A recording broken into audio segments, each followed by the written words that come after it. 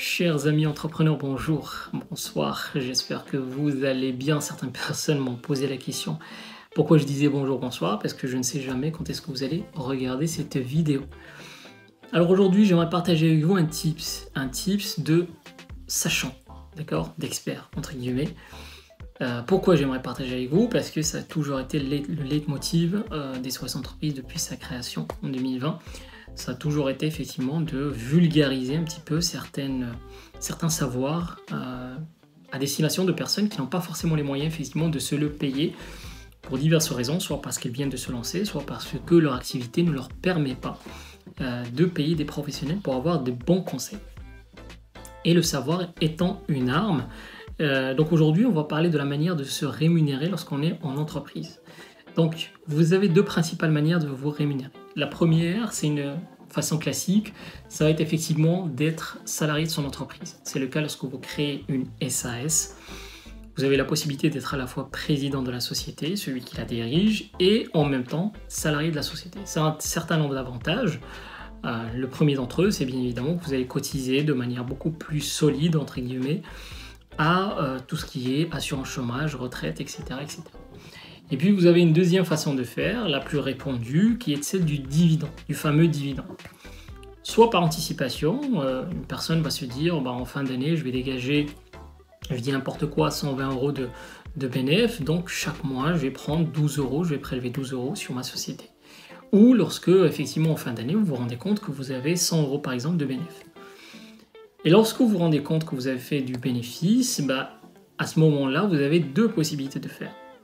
La première, ça va être la fameuse flat tax, le PFU, le prélèvement forfaitaire unitaire. D'accord ?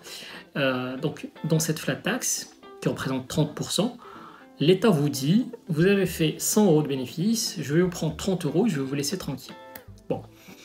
Et puis, il y a une deuxième façon de faire. Il faut comprendre que cette première façon de faire, ça a été effectivement pensé pour des gens qui, sur 100 € de bénéfice, allaient payer sur un barème progressif d'imposition, allaient payer par exemple 45% parce qu'ils ont des revenus élevés. Donc sur ces revenus du capital, on a fait en sorte de plafonner en quelque sorte ce prélèvement à 30%, alors qu'ils auraient dû payer par exemple 45%. Et puis à contrario, parce qu'il y a une certaine justice dans tout, lorsque vous effectivement vous êtes au barème progressif de l'impôt sur le revenu et que vous êtes imposé à des tranches qui sont inférieures à 12%, il est beaucoup plus judicieux d'opter pour le barème progressif à l'impôt sur le revenu. C'est-à-dire que sur 100 € de dividende, vous allez dire j'ai pas envie de payer 30%, je veux être imposé au barème progressif de l'impôt sur le revenu. Et là c'est intéressant dans des cas bien précis, lorsque par exemple vous avez un chef de famille qui a son commerce, son business, qui dégage du revenu, il veut se faire payer en dividende, et vu par exemple que sa femme ne travaille pas, qu'il a des enfants, donc il a d'autres parts fiscales à rajouter, il a des charges par exemple déductibles, etc. Ça peut être extrêmement intéressant d'opter pour le barème progressif de l'impôt sur le revenu lorsqu'on parle de dividende. D'accord ? Donc dans de nombreux cas, c'est beaucoup plus intéressant de faire une option. Par contre, il faut s'organiser parce qu'il faut faire une option avant une certaine date, etc. Mais en tout cas, ça peut être beaucoup plus intéressant de faire une option au barème progressif de l'impôt sur le revenu que de payer la fameuse flat tax. Pour aller plus loin et toujours dans cette logique de formation, nous, vous savez, chez SOS Entreprises, on propose un parcours complet d'initiation à la création, à la gestion d'entreprise dans lequel on délivre aussi certains tips comme celui que je viens de partager avec vous, que vous allez retrouver ici, d'accord, pour vous donner un aperçu sur les formations qu'on offre.